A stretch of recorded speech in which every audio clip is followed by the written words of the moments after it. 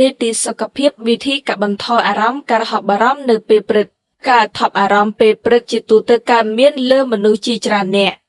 ពេលខ្លះពន្លឺព្រះអាទិត្យមិនទាន់បានប៉ះភ្នែក5នាទីផងចិត្តមនុស្សគិតដល់សម្លៀកបំពាក់ត្រូវពាក់ធ្វើការងារនិងអ្វីដែលត្រូវកើតឡើងនាពេលខាងមុខបាត់ទៅហើយការនេះធ្វើឲ្យមនុស្សមានអារម្មណ៍ថាជាប់នឹងក្រែពេញដោយការព្រួយបារម្ភហើយហាក់ដូចជាមិនអាចចាប់ផ្ដើមថ្ងៃថ្មីបានការហប់បារម្ភពេលព្រឹកជាអារម្មណ៍នៃការភ័យខ្លាចដែលធ្វើឲ្យរាងកាយហោះហើរឬស្រមើស្រមៃ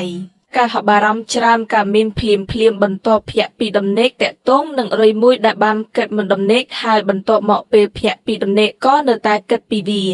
រោគសញ្ញានៃការថប់អារម្មណ៍ពេលព្រឹកគឺស្រដៀងទៅនឹងការហប់បារម្ភទូទៅដែលមានអារម្មណ៍ពេញមួយថ្ងៃដែលមានរោគសញ្ញាដូចជាឈឺក្រពះធ្ងន់ឬតឹងក្នុងទ្រូងឈឺក្បាលញ័របេះដូងជាដើម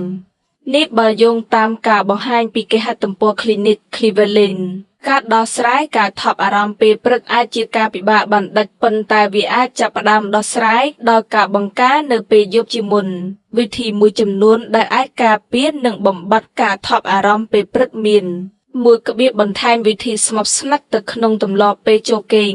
រឿងសំខាន់ក្នុងការរៀបចំទម្លាប់នៃការគេងឲ្យបានល្អត្រូវប្រាកដថាអ្នកមិនបានក្រោកដោយសំឡេងរោទ៍នៅព្រឹកគេង8ម៉ោងជារៀងរាល់យប់ហើយយើងអាចប្រើវិធីមួយចំនួនមុនចូលគេងដូចជាសមាធិហាត់យូហ្គាលំហាត់ប្រាណស្រាលៗនិងការដកដង្ហើមវែងៗជាដើមពីរបៀបជៀសវាងការមើលអេក្រង់ទូរស័ព្ទឬទូរទស្សន៍មុនពេលចូលគេងធ្វើបែបនេះដើម្បីជៀសវាងការរំញោចខ្លាំងពេកមុនពេលចូលគេងខួរក្បាលប្រៀបបាននឹងអេប៉ុងមួយប្រសិនបើផ្ដល់ព័ត៌មានច្រើនពេកវានឹងបន្តវល់វល់ទាំងយប់ទាំងព្រឹកហើយប្រព័ន្ធផ្សព្វផ្សាយសង្គមនិងប្រព័ន្ធផ្សព្វផ្សាយផ្សេងៗជាទូទៅគឺផ្ដោតលើការរក្សាអារម្មណ៍របស់យើងឲ្យជាប់គាំងនិងចូលរួមផ្ដោតអារម្មណ៍លើវា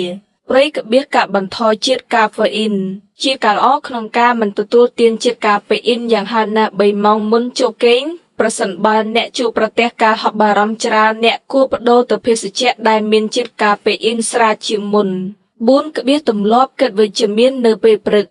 នៅពេលបានធ្វើសមាធិមុនពេលចូលគេងបានចូលគេងទាន់ពេលប៉ុន្តែអ្នកនៅតែមានអារម្មណ៍ថប់បារម្ភនៅពេលព្រឹកអ្នកអាចប្រើការគិតវិជ្ជមាននៅពេលព្រឹកដូចជាការដាក់អារម្មណ៍ខ្លួនឯងថាខ្ញុំអាចធ្វើបានខ្ញុំស្ងប់ស្ងាត់ខ្ញុំមិនអីទេមិនមានអីគ្រោះថ្នាក់កើតឡើងចំពោះខ្ញុំទេការហប់បារម្ភពេលព្រឹកអាចដោះស្រាយដោយខ្លួនឯងតាមរយៈការធ្វើសមាធិនិងការគេងឲ្យកាន់តែប្រសើរហើយវាមិនមែនជាការខ្មាស់អៀនក្នុងការស្វែងរកជំនួយទេ